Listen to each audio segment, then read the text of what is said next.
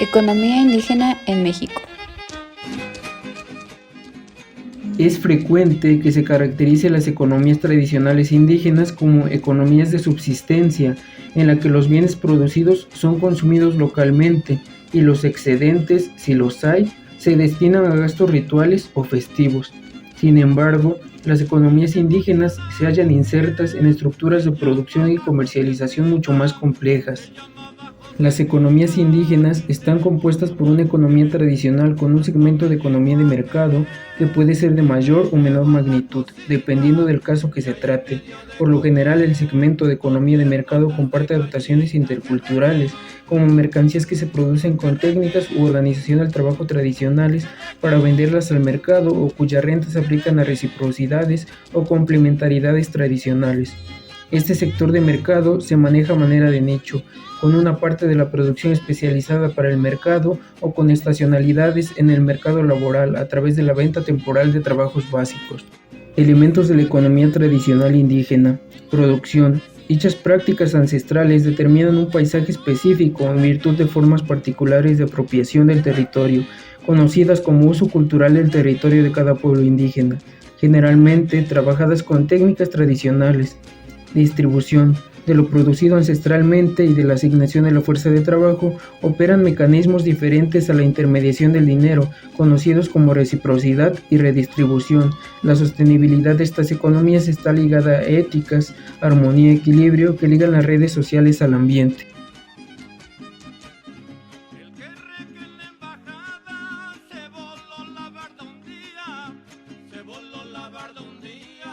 Organización social. Determina en mayor o menor grado la asignación del trabajo, el usufructo de recursos y la distribución. Apropiación privada.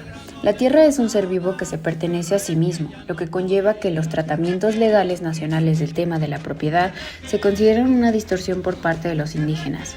La apropiación privada se justifica a nivel de usufructo, generalmente de carácter segmentario, y no de disposición de la tierra, aspecto que los pueblos indígenas prefieren sea interpretado como comunal. Las relaciones de intercambio desigual por las que las comunidades indígenas entregan al exterior más bienes y valores de los que reciben se sustentan y complementan por redes locales de apoyo recíproco que de manera limitada permiten compensar el desequilibrio, pero que no alcanzan para superar la pobreza. Por las redes de reciprocidad circulan recursos que se consideran equivalentes entre sus miembros, aunque pudieran no serlo en otra escala de medida. Esos equivalentes producen un efecto económico redistribuido y generan cohesión social. Los intercambios recíprocos están consagrados por la tradición, por la repetición, por lo que cambian lentamente, y a partir de la reelaboración de otros previos, la tradición resiste. Esta es su fuerza y su limitación.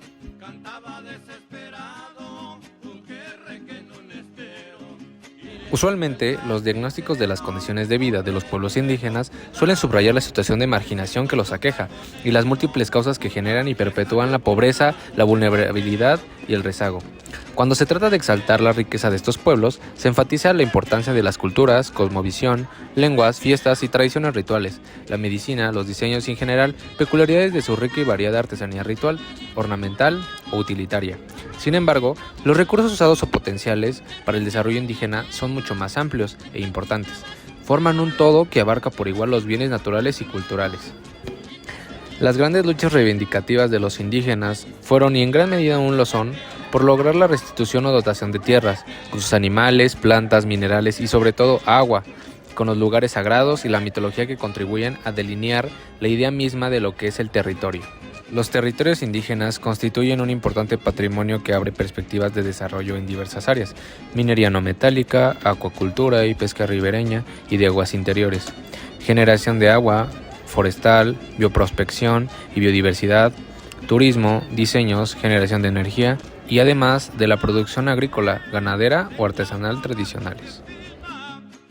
Modalidades productivas. Tratando de insertarse en los mercados internacionales, un número importante de organizaciones indígenas marcan un nuevo rumbo en los procesos de desarrollo, apropiación y adaptación tecnológica e informativa y formas asociativas, cuando menos buscando la generación de empleos, la puesta en valor de los recursos, el manejo adecuado del medio ambiente y el crecimiento económico. Ejemplos de estas organizaciones son los pueblos mancomunados del estado de Oaxaca, la Asociación Luz de la Montaña del estado de Guerrero y los vainilleros de Papantla del estado de Veracruz. Sumado al gran potencial mencionado antes, las lenguas indígenas son una importante reserva de conocimientos que solo en las últimas décadas comienza a ser valorado en términos de los procesos de desarrollo. Las investigaciones etnobotánicas y etnolingüísticas muestran que los idiomas nativos concentran una notable cantidad de información sobre la biodiversidad y que es posible realizar procesos de selección de especies útiles, como médicas, maderables, alimenticias, colorantes, insecticidas y más, a partir del gran reservorio de datos y taxonomías presentes en las lenguas. Empleo en las regiones indígenas. Empleo. La situación negativa del mercado de trabajo y la pobreza en el país no son exclusivas de los indígenas, aunque sí se exacerban entre ellos y están extendidas a lo largo y ancho del país. Las causas son múltiples, algunas compartidas entre los indígenas y los no indígenas, como el ser víctimas del rezago del sector agropecuario, el cual fue sacrificado para financiar el proceso de industrialización y la modernidad del país. En las zonas indígenas, la participación de la población masculina es superior a la registrada en el conjunto nacional. En edades extremas también es superior en las zonas indígenas. Trabajan desde niños hasta el fin de sus días. La emigración de personas de zonas indígenas en edades adultas afecta negativamente las tasas de participación en su lugar de origen, lo cual es compensado con el trabajo infantil.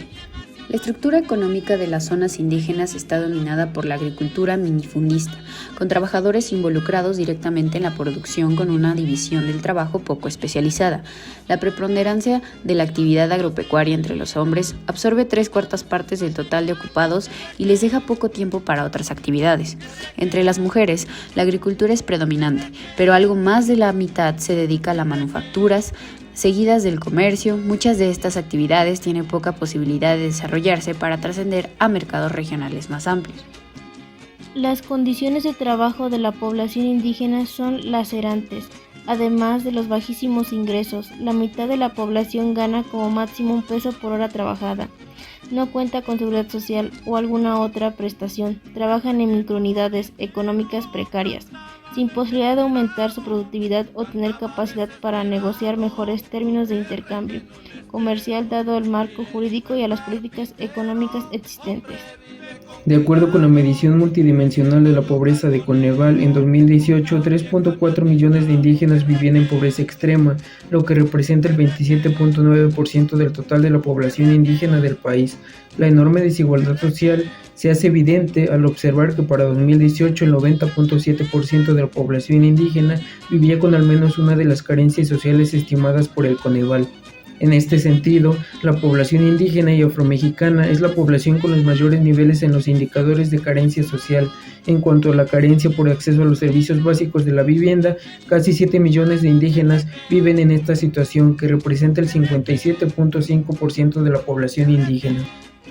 Como resultado del cambio de gobierno y las modificaciones estructurales que ha significado para el régimen neoliberal, el Instituto Nacional de los Pueblos Indígenas plantea modificaciones sustanciales al programa presupuestario, esto con el objetivo de llevar a cabo las funciones sustanciales de la institución sobre el fomento a la economía de los pueblos y comunidades indígenas y afromexicanas, buscando integrar cadenas de valor local, regional y consolidar su rol como sujetos de derecho público. Algunos programas implementados por el gobierno federal son el Programa de Apoyo a la Educación Indígena, el Programa de Derechos Indígenas y el Programa de Desarrollo Rural.